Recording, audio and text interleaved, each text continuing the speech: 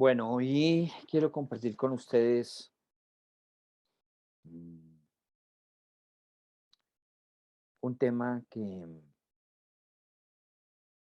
es transversal a todas nuestras vidas, a toda la historia de la salvación, a toda la historia de la humanidad y a toda la narrativa, especialmente de Génesis, que hoy quiero compartir con ustedes. Por eso lo pongo en un plano de mayor relevancia.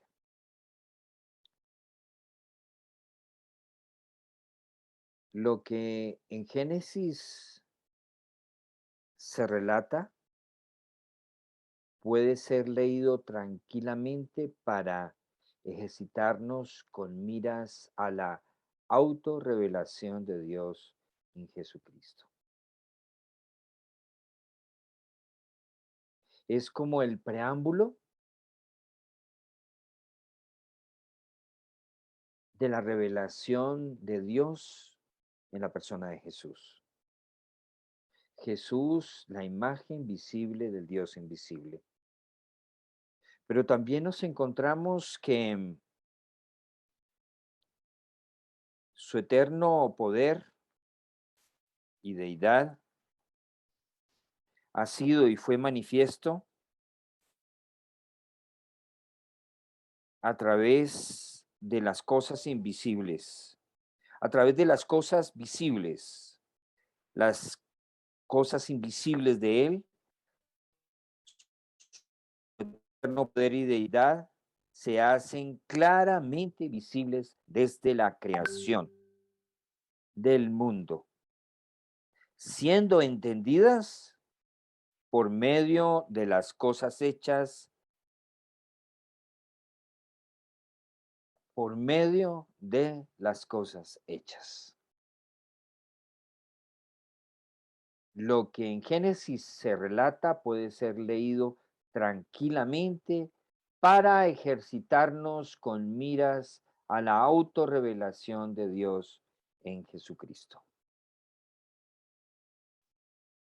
Quiero compartir con ustedes el Dios que transforma.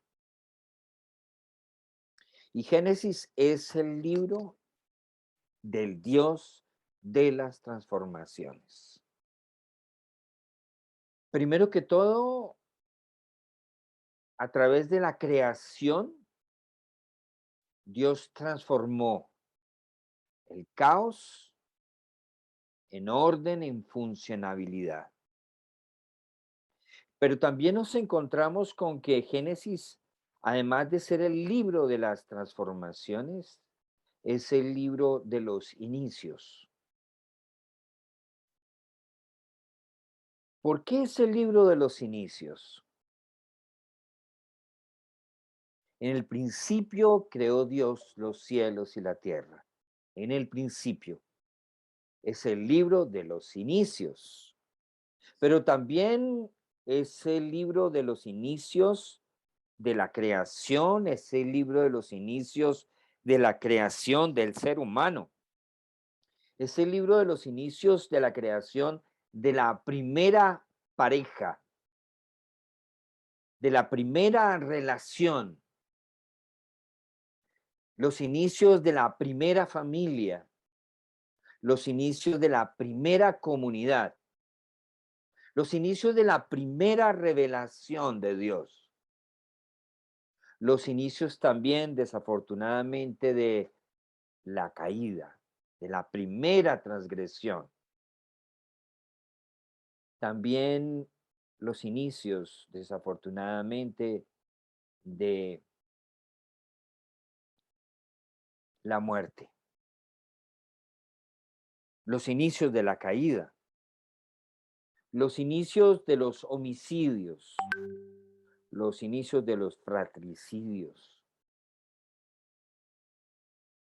pero también el inicio de la restauración, el inicio de la redención. Entonces, por esa razón, Génesis es un libro de transformaciones. Dios nos transformó y nos sigue transformando.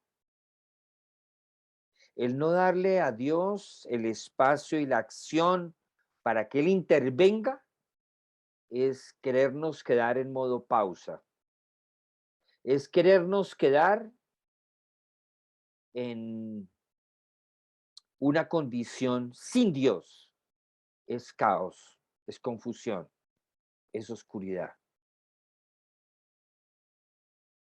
Entonces, voy a leer el texto que vamos a acercarnos. Vamos a tener solamente un acercamiento a este texto.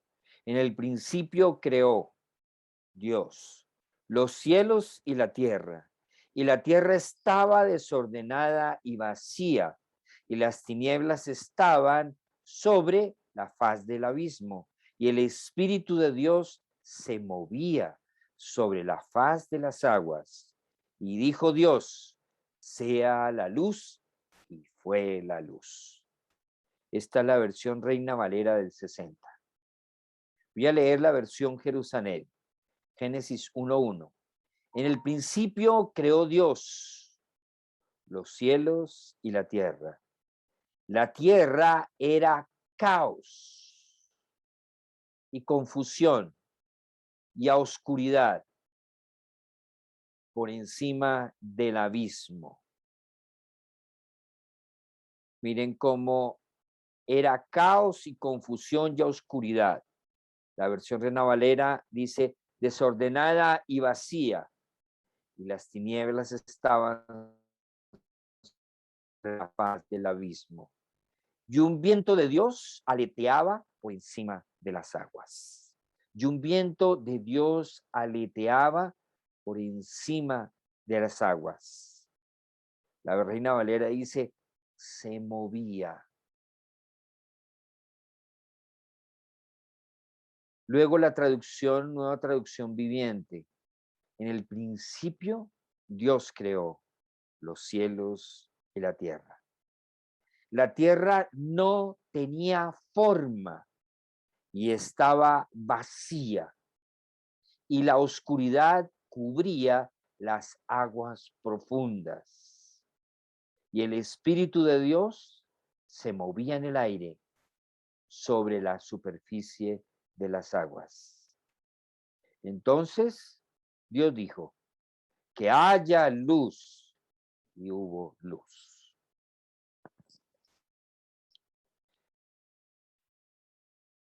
Mm, Encontramos en el texto de Génesis dos fuentes literarias. Una se reconoce como la línea sacerdotal,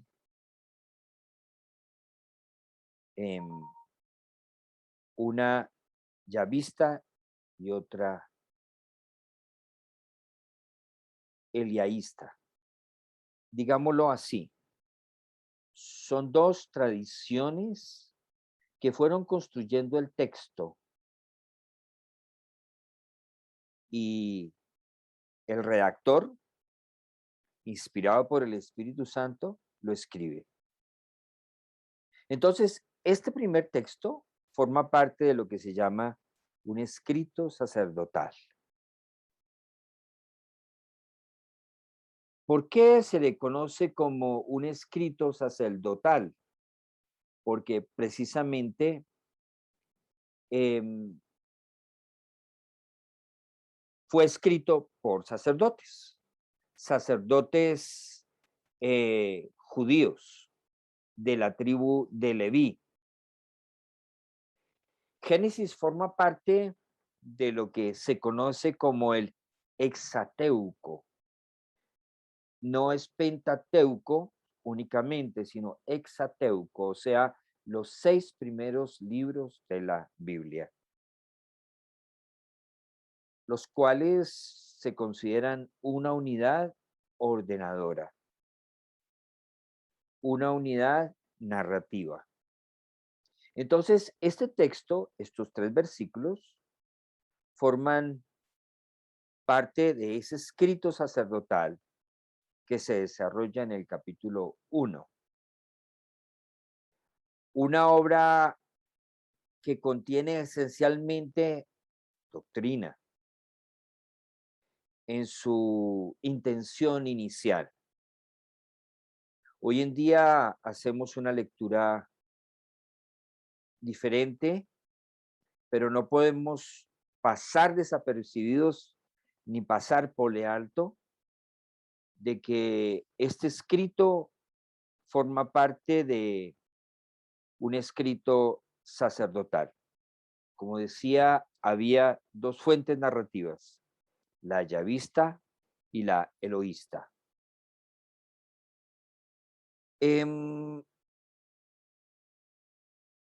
Es un contenido cargadísimo de teología. La teología que fue de alguna manera pensada y procesada, inspirada en este capítulo, en los capítulos de Génesis, y que luego es redactada.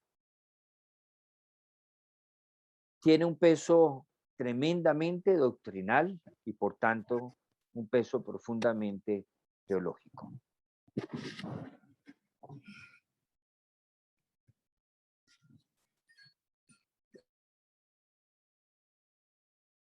He querido llamarle el Dios que transforma porque creo que, primero que todo, el texto en Génesis, la palabra Dios es la palabra más recurrente y más significativa, sobre todo al comienzo de estos dos primeros capítulos.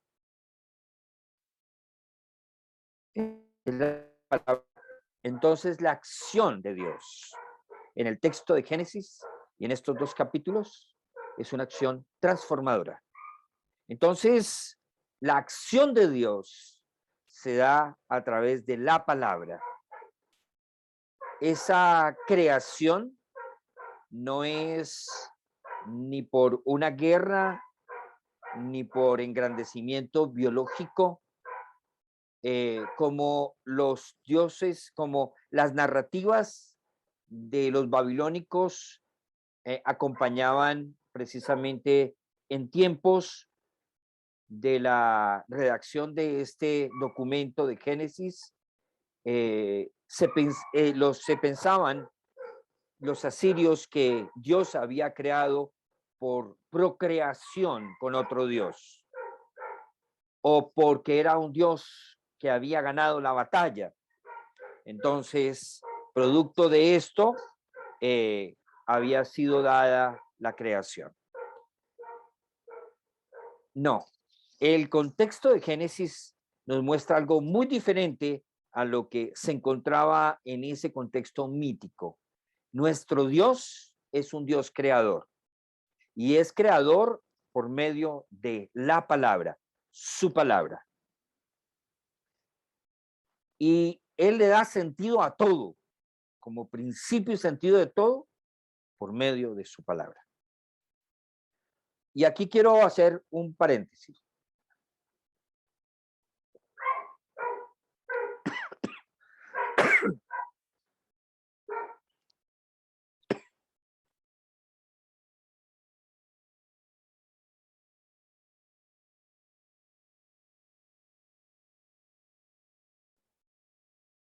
Y quiero hacer aquí un paréntesis. En los temas de confesión de la fe, los temas de la superfe, los temas de fe en la fe, se hace un énfasis inadecuado en la palabra. La palabra de Dios es muy diferente a su palabra, a mi palabra. La palabra de Dios es una palabra que transforma no por la palabra, sino porque es Dios el que la habla, el que la dice. Porque le hemos dado un poder a la palabra que no es el que corresponde. Entonces debemos de tener mucho cuidado precisamente de hacer esa relación, porque la palabra de Dios no viene a él vacía. La palabra de Dios es espada de doble filo.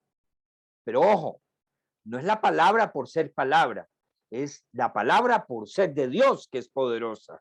Pero la palabra en sí no es poderosa por ser palabra, sino es por ser de Dios. Porque sus palabras también pueden transformar el entorno. Por su palabra, no, porque usted es creado imagen y semejanza de Dios. Ahora, no crea que usted no es más sino decir la palabra y ya se crean las cosas. No, usted no es Dios. Yo no soy Dios. O sea que no es que la palabra tiene poder. La palabra en sí mismo no tiene ningún poder. Es de quien viene la palabra. Ahí es donde está la fuente, porque es su palabra. Y su palabra es una extensión de lo que es Él. En cambio, nuestras palabras no son extensiones de lo que nosotros somos. Primero que todo, por la misma condición caída del ser humano. Entonces, colocar que la palabra del ser humano es co-creadora, igual que Dios, estamos colocándonos en un lugar que no nos corresponde. Y esto lo promocionó muchísimo lo que se conoció como la superfe o los padres de la fe, dentro de ellos algunos de los expositores, que ahorita no le voy a dar ninguna relevancia a eso. Pero quiero hacer esa excepción. Dios crea a través de su palabra. Ahora, debemos de resignificar lo que significa crear en el contexto de Génesis. Crear no es hacer una cosa. Entonces, nosotros asumimos que cuando hacemos algo, estamos creando. Puede ser una obra artística, puede ser una obra industrial, puede ser una obra literaria, no importa. Pero crear no es hacer una cosa en el contexto de Génesis. No es fabricar un objeto, sino es estar presente en lo creado. Es hacer presencia en lo creado. Por esa razón nos creó. Al hacernos a su imagen y semejanza, Él está presente en nosotros, se hace presente en nosotros, pero por la caída se distorsionó esa imagen de Él en nosotros. Entonces nos separamos, nos distanciamos, entonces dejamos de establecer y de vivir esa presencia. Por eso es que para Él es tan importante que el Espíritu more en nosotros, se haga presente en nosotros, porque es a través de esa presencia que Dios nos transforma. Entonces, precisamente el nombre de Dios toma mucho más significado cuando entendemos esta dimensión del Dios que está, el Dios que es, el Dios que está presente.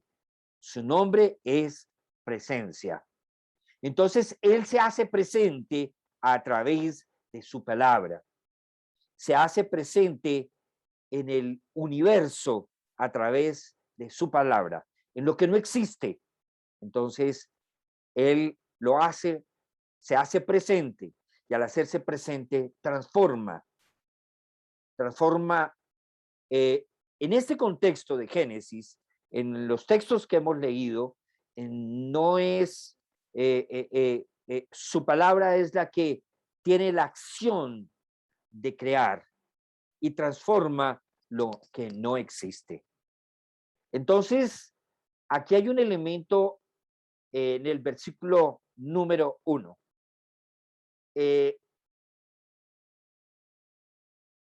Y Génesis, todo Génesis, nos habla de la revelación de Dios en la creación. En el primer capítulo se revela Dios desde lo creado, el universo, pero Dios también se revela a través de lo creado, la humanidad. Y en esa humanidad nos creó a su imagen y nos dio la libertad.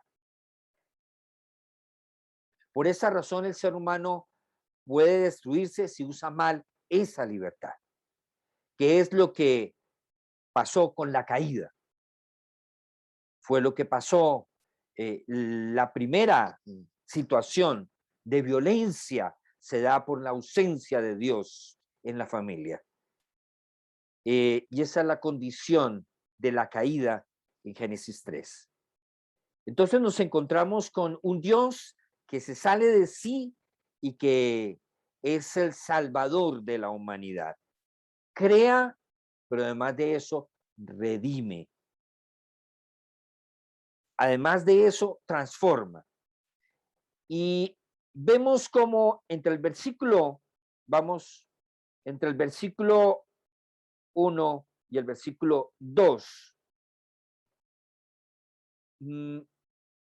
planteamos que el versículo 1 de Génesis 1 es como una breve introducción al desarrollo de lo que viene por delante. Y es la creación, la revelación de Dios a través de lo creado. Pero curiosamente pasa algo en el versículo número 2.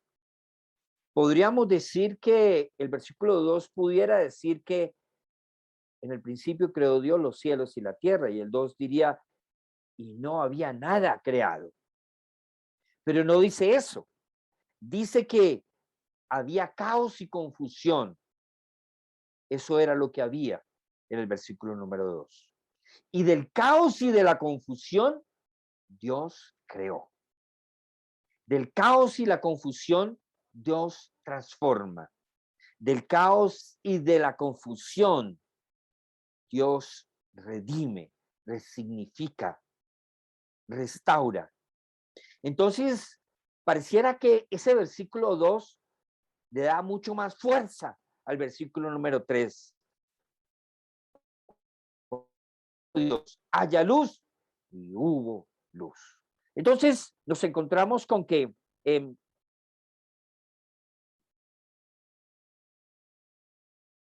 esa manifestación de Dios, esa revelación de Dios, muestra un Dios que se comunica, un Dios que desea profundamente el diálogo con su creación. Y es lo que nos muestra en Génesis capítulo 1 y 2. Un Dios, eso es lo que se llama, caminaba en el jardín. Era una forma de expresar su presencia. Es lo que se llama un antropomorfismo, una forma de mostrar la presencia de Dios en su creación. Entonces, luego lo vamos a ver en ese Dios que camina en la persona de Jesús. Es lo que reconocemos como la autorrevelación de Dios en la persona de Jesús. Pero también lo encontramos esa revelación en la creación del hombre y de la mujer, ya que los hizo a imagen y semejanza suya.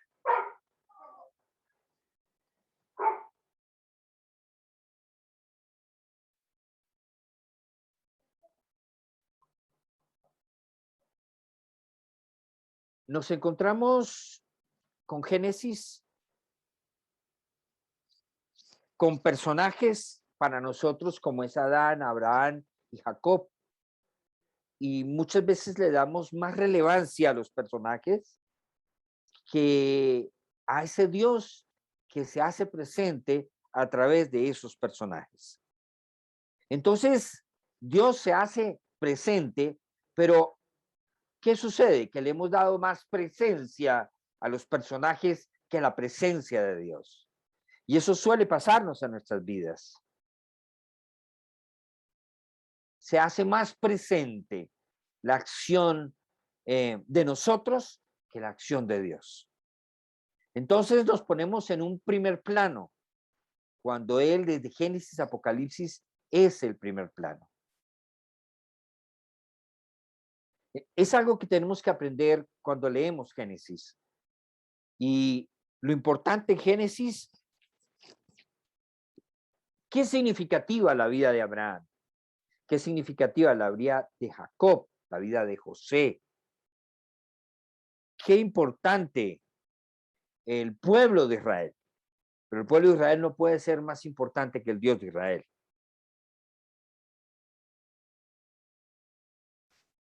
Entonces, ¿Cuál vino a ser el objeto del libro de Génesis cuando se escribió? Es contar, precisamente, narrar que el Dios de pacto de Israel es el mismo Dios creador de los cielos y de la tierra. Por eso es que en el principio creó Dios los cielos y la tierra. Y ese Dios al cual se hace relación es al Dios del pacto de Israel. Por esa razón, Génesis es el libro de los comienzos. El redactor quiso ubicarnos en que ese Dios del pacto es el mismo Dios que se da a conocer en, en Génesis. Pero curiosamente y paradójicamente es el mismo Dios del cual habla Juan. Entonces, cuando leemos estos tres textos de, de Génesis 1, 2 y 3, entonces nos encontramos con un Dios que transforma. En el principio creó Dios los cielos y la tierra estaba desordenada y vacía, y las tinieblas estaban sobre la faz del abismo, y el Espíritu de Dios se movía sobre la faz de las aguas. Y dijo Dios, sea la luz, y fue la luz. Pero si vamos a leer precisamente los 5 primeros versículos del Evangelio de Juan, nos encontramos precisamente con lo mismo. Pareciera que es la misma introducción que se hace en Génesis. Y entonces dice Juan, en el principio era el verbo, Dios, en el principio. Igual que comienza Génesis, el principio era el verbo, y el verbo era con Dios, y el verbo era Dios. Este era en el principio con Dios. Todas las cosas por él fueron hechas, y sin él nada de lo que ha sido hecho fue hecho. En él estaba la vida, y la vida era la luz de los hombres. Y dijo Dios, hágase la luz, y hubo luz. La luz en las tinieblas resplandece, y las tinieblas no prevalecieron contra ella. Luego dice más adelante el 6, un hombre enviado de Dios, el cual se llamaba Juan. Este vino por testimonio para que diese testimonio de la luz, a fin de que todos creyesen por él. No era él la luz, sino para que diese testimonio de la luz. Aquella luz verdadera que alumbra a todo hombre venía a este mundo.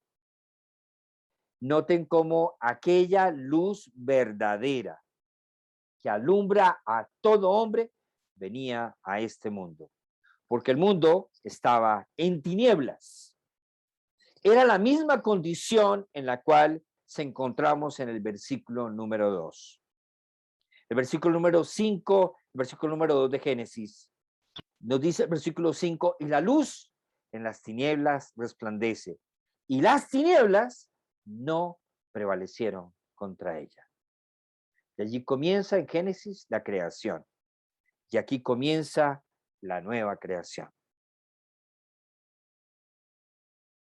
Mas a todos los que le recibieron y a los que creen en su nombre, les dio potestad de ser hechos hijos de Dios, los cuales no son engendrados de sangre, ni de voluntad de varón, ni de voluntad de carne, ni de voluntad de varón, sino de Dios. Y aquel verbo fue hecho carne. Y aquel verbo fue hecho carne y habitó entre nosotros. Entonces, no podríamos decir que hay un paralelismo, pero pues sí podemos decir cómo se parece esa introducción del Evangelio de Juan. Se nota que Juan fue impactado por esta lectura de Génesis y fue impactado por ese verbo encarnado. Entonces, podemos concretar algunas cosas. Primero que todo, ese versículo 1 podríamos decir que es un breve resumen de la continuidad del relato que paso a paso se desarrolla en la narración de la creación. Pero curiosamente, eh, es un resumen también para luego plantearnos la condición original del caos. Es un resumen del relato que paso a paso desarrolla el redactor de Génesis en los siguientes versículos después del 3. Entonces, ¿qué dice en Génesis 1:3? 1:4.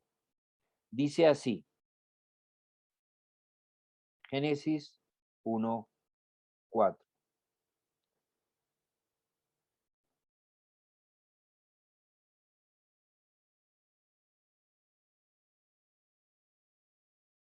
Y vio Dios que la luz era buena. Y dijo Dios, sea la luz. Y fue la luz. Y vio Dios que la luz era buena. Y separó Dios la luz de las tinieblas. Ustedes van a encontrar varias veces que lo que Dios hace es bueno.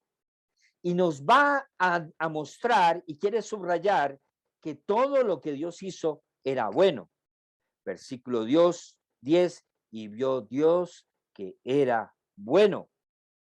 Y así sigue el Señor creando y sigue reafirmando. Y vio Dios que era bueno. En la tierra hay verde hierba que da semilla según su naturaleza y árbol que da fruto cuya semilla está en él según su género. Y vio Dios que era bueno. ¿Por qué tantas veces el redactor resalta esto, guiado por el Espíritu de Dios? Porque Dios quería que no tuviéramos duda de que en su creación no hubo nada malo, como algunas personas creen. Si Dios fuera bueno, entonces no hubiera pecado. No es que la razón del pecado no la trajo la creación, la trajo fue la caída del ser humano, no fue Dios. Entonces, ¿por qué Dios permite tanta maldad? Dios no permite tanta maldad. Fue la consecuencia de la caída. Entonces, el ser humano se apartó de Dios y trajo la iniquidad y la maldad en su condición distante de Dios. Si Dios, de alguna manera, le quitara al ser humano la libertad de escoger entre Dios o él mismo, estaría prácticamente fracturando la obra de él mismo, porque lo creó a su imagen y en esa imagen le dio libertad. Entonces, lo que hizo Dios fue enviar a su Hijo Jesús para redimir a la humanidad y para redimirla de su propia maldad. Entonces, Dios sí ha hecho, Dios sí hizo, Dios. Pero lo que aquí nos quiere mostrar precisamente Génesis es que en él no había maldad. Ahora, cuando se hace referencia a lo bueno, el énfasis que se quiere hacer es, estaba en lo funcional, estaba en lo, estaba en el orden por el cual y para el cual fue creado. Dios le dio una función y Dios lo puso en un lugar, en un espacio, en un tiempo, y esto le dio sentido de funcionalidad. El ser humano perdió su razón de ser, de existir, cuando pierde su relación con su creador. Entonces, ¿con qué nos encontramos en este texto, en el segundo? La tierra no tenía forma y estaba vacía, y la oscuridad cubría las aguas profundas. Miren las categorías que hace relación este texto. No tenía forma y estaba vacía. Y la oscuridad cubría las aguas profundas. ese estado de no tenía forma, sin forma, en este contexto bíblico, lo, lo, de alguna manera lo describe como un estado líquido. Curiosamente, Zygmunt Bauman nos habla de una sociedad líquida. Entonces allí cobra mucho sentido ese calificativo que Bauman le quiso dar a una sociedad líquida, a un amor líquido. Es un amor sin forma, es un amor que no es amor verdadero, es un amor que deforma la imagen que Dios ha establecido. Entonces, por esa razón dice que la tierra no tenía forma y estaba vacía, y la oscuridad cubría las aguas profundas. Entonces, de allí surgen algunas construcciones teológicas, pero ninguna de ellas demostrables en el texto, según los biblistas y los comentaristas del mismo. Se ha querido decir que fue la caída de Lucifer, y entonces Lucifer destruyó todo lo que ya había existido por él, y por eso era ese caos. No lo podemos asociar esa condición de la caída de Satanás con el caos, porque el texto no nos permite hacer esa conexión. El texto no nos dice nada más.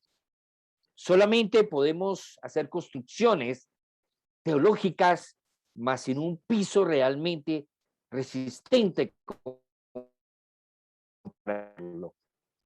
Entonces, lo que sabemos es que Dios del caos, del vacío, de aquello que no tenía forma, que no tenía ningún aspecto funcional, aquello que era totalmente líquido, y en el texto en su original no tan solo dice que y la oscuridad cubría las aguas profundas, sino que era un océano caótico. Eso es prácticamente el sentido de lo que quiere decir la oscuridad cubría las aguas profundas. Aquello era un océano caótico realmente. Esas son las palabras que creo que mejor describen esa condición en la cual se encontraba la tierra. Génesis 1:2. Quiere decir que hay otra versión que traduce desértica. Y cuando en el texto bíblico también se usa esa imagen del desierto para describir de alguna manera esa condición de, falta de forma y, vacío. Entonces en Deuteronomio capítulo 32, versículo 10, dice así: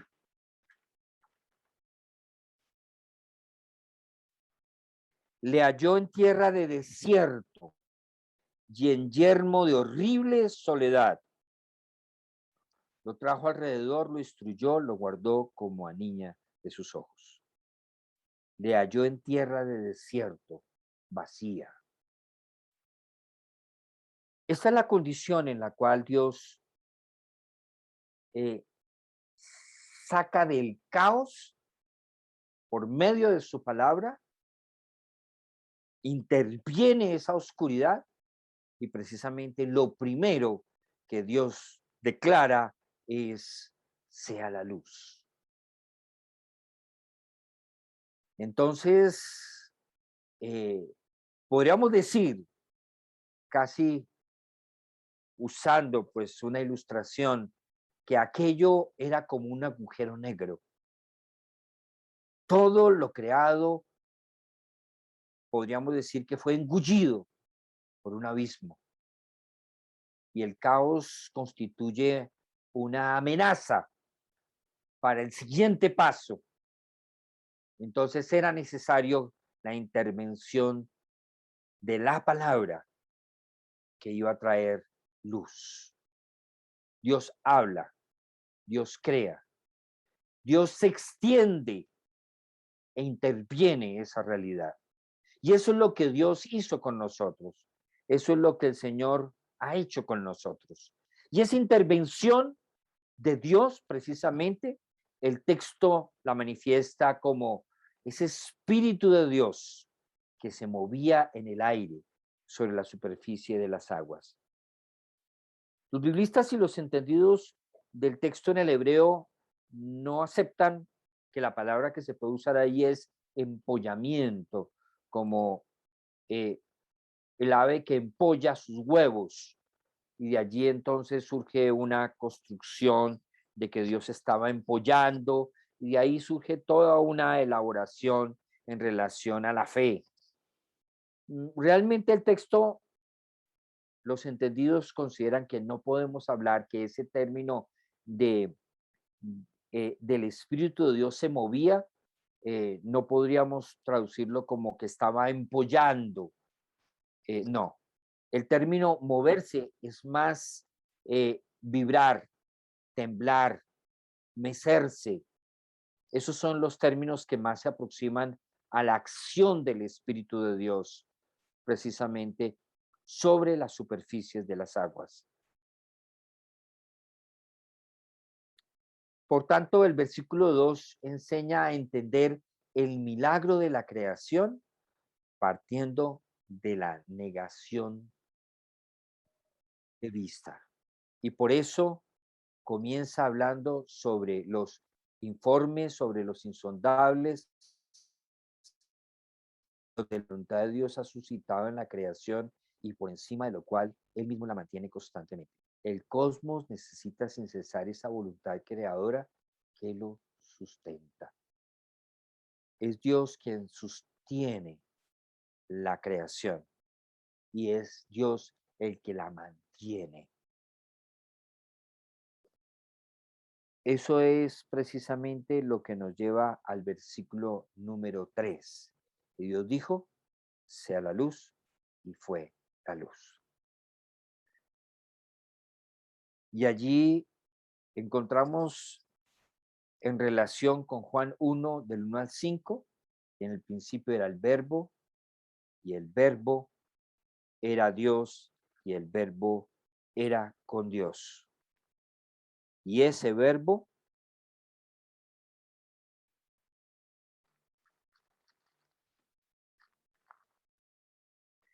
este era en el principio con Dios. Todas las cosas por Él fueron hechas y sin Él nada de lo que ha sido hecho fue hecho. En Él estaba la vida y la vida era la luz. Y dijo Dios, sea la luz. La palabra. Jesús es el verbo de Dios. Y la luz, precisamente, en Génesis se manifiesta como la revelación de Dios. Dios se da a conocer. Dios allí interviene y separa la luz de las tinieblas. Y llamó Dios a la luz día y a las tinieblas llamó noche y fue la tarde y la mañana de un día. En Salmo 19 nos dice que los cielos cuentan la gloria de Dios. El firmamento proclama la obra de sus manos. Dios revela, Dios se da a conocer para transformar nuestras vidas, para transformar nuestros caos, para ser el Dios de los inicios en nuestras vidas, pero inicios de vida, no inicios de muerte. Dice, Él envía su palabra a la tierra. Velozmente corre su palabra, da la nieve como lana y derrama la escarcha como ceniza, echa su hielo como pedazos ante su frío. ¿Quién resistirá? Enviará su palabra y lo derretirá. Sopla su viento y fluirán las aguas. Ha manifestado sus palabras a Jacob, sus estatutos y sus juicios a Israel. No ha hecho así con ninguna otra de las naciones. Y en cuanto a sus juicios, no los conociera. Salmo 147, 15. Envía su palabra. Finalmente tenemos que concluir en lo que comenzamos. Jesús es la autorrevelación de Dios. Vamos a Juan 17, 5. Juan 17, 5. Vaya a su Biblia.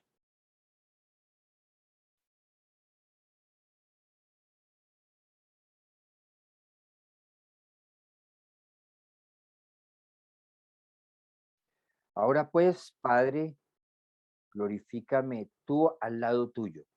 Mira lo que dice Jesús. Ahora pues, Padre, glorifícame tú al lado tuyo con aquella gloria que tuve contigo antes que el mundo fuese. He manifestado tu nombre a los hombres que del mundo me diste. Tuyos eran y me los diste y han guardado tu palabra.